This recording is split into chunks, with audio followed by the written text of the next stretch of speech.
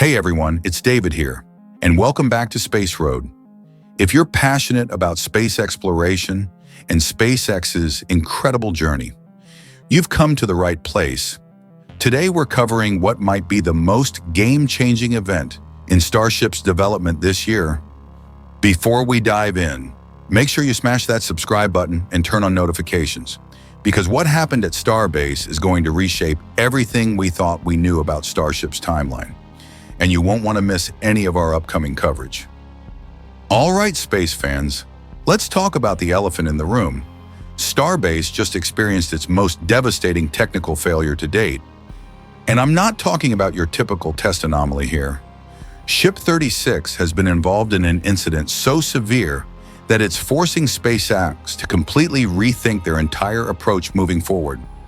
The images coming out of the Massey test facility are honestly jaw-dropping.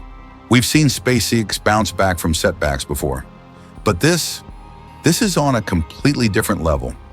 The destruction is so comprehensive that it's raising serious questions about whether SpaceX can maintain their breakneck development pace. What makes this particularly brutal is the timing.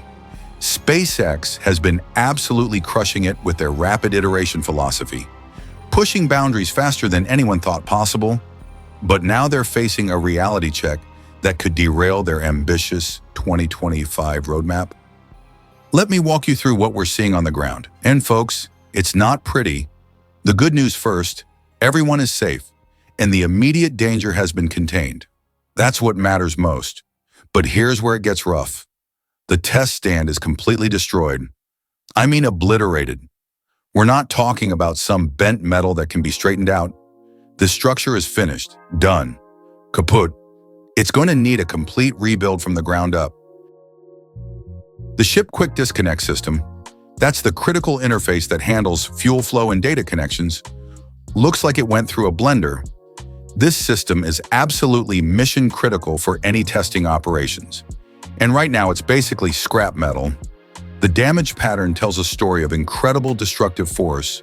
There's fire damage on horizontal tanks, twisted steel support frames, and scorched infrastructure scattered across the site.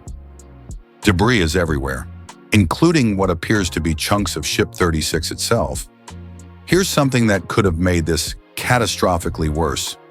Thankfully, the main fuel storage tank stayed intact. If those massive cryogenic containers had ruptured, we'd be looking at a disaster that would have set the program back years, not months. What's really sobering is how far this destruction reached. The blast effects extended way beyond the immediate test area, impacting infrastructure near the office buildings and even reaching the containment area around Test Tank 17. This wasn't a controlled test anomaly. This was an explosion powerful enough to damage systems across a huge portion of the Massey facility. The outer areas suffered minor damage, which is lucky, and the opposite side of the facility with all those horizontal fuel tanks appears to be completely unaffected. SpaceX isn't wasting any time though. Cleanup crews are already on site with heavy equipment, starting the massive job of clearing debris and assessing what can be salvaged. But here's the million-dollar question: what should they rebuild? This brings us to the most fascinating part of this whole situation. SpaceX is facing a decision that could define the next chapter of Starship development. Do they rebuild the damaged systems to support the current version 2 vehicles? Or do they use this as an opportunity to leap forward to version 3? Let's break down what needs to be rebuilt. The fuel pipeline network is essential for getting cryogenic propellants to the vehicle during testing, based on SpaceX's track record.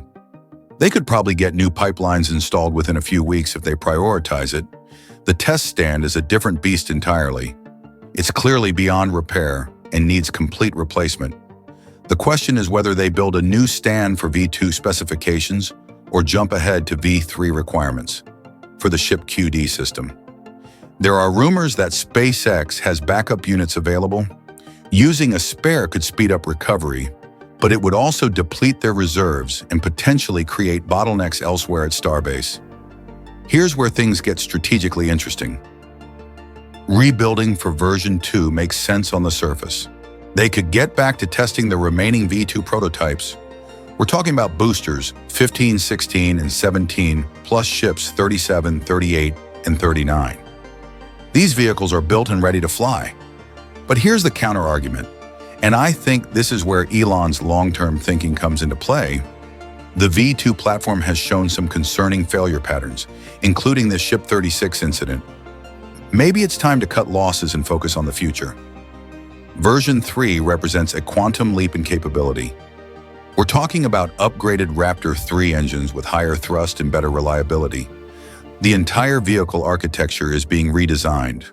Larger fuel tanks, improved plumbing, better hot staging systems, and enhanced structural integrity. Starship V3 isn't just incrementally better, it's fundamentally different. This is the version that needs to work for lunar missions, Mars exploration, and large-scale orbital operations. It's bigger, more capable, and designed with lessons learned from all the V2 testing. Here's what I think SpaceX should do, and this might be controversial. I believe they should write off the remaining V2 vehicles and build completely new test infrastructure for version 3. Yes, this means potentially scrapping vehicles that are already built. Yes, it would push the next flight into late summer or possibly fall, but the long-term benefits are enormous. Building V3-specific test infrastructure means SpaceX gets a robust system designed to support Starship development for years to come. No more makeshift solutions or repurposed hardware, just clean, purpose-built systems optimized for the next generation. Progress on V3 is already underway. Booster 18, the first V3 prototype, is being assembled in Mega Bay right now. Ship 39 is expected to be the first V3 spacecraft, and with Ship 36 out of the picture, assembly can actually accelerate no matter which path SpaceX chooses. One thing is guaranteed: they'll move heaven and earth to get back to flight operations as quickly as possible. That urgency has defined their entire 2025 campaign. If they can repair Massey and launch by late summer, it would be their fourth Starship flight of 2025, matching last year's total with months still remaining. Even one more successful flight by year's end would set new records. But it's not just about launch frequency. Every flight opportunity is a chance to tick off critical mission objectives: payload deployment, in-space engine relights, controlled re-entries, and dual-stage landings. The Massey incident was serious, no doubt about it, but I don't think it spells doom for the Starship program. If anything, it might become a catalyst for innovation, forcing SpaceX to address weak points in their testing infrastructure and develop more robust solutions. This kind of setback has happened before in SpaceX's history. Remember the early Falcon 9 failures, the Crew Dragon explosion during testing. Each time, SpaceX came back stronger and more capable than before. The next few weeks are going to be absolutely critical. SpaceX will need to finalize their reconstruction strategy, order new equipment, and coordinate the massive effort required to rebuild their test capabilities. We'll be watching closely for signs of which direction they're heading. Are they ordering V2-compatible hardware? Or are we going to see V3 specifications in the procurement orders either way?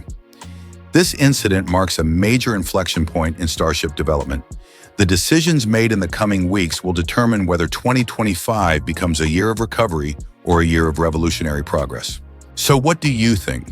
Space fans, should SpaceX take the quick path and rebuild for V2, or should they embrace the disruption and jump straight to V3? I'm genuinely curious about your perspective. Drop your thoughts in the comments below.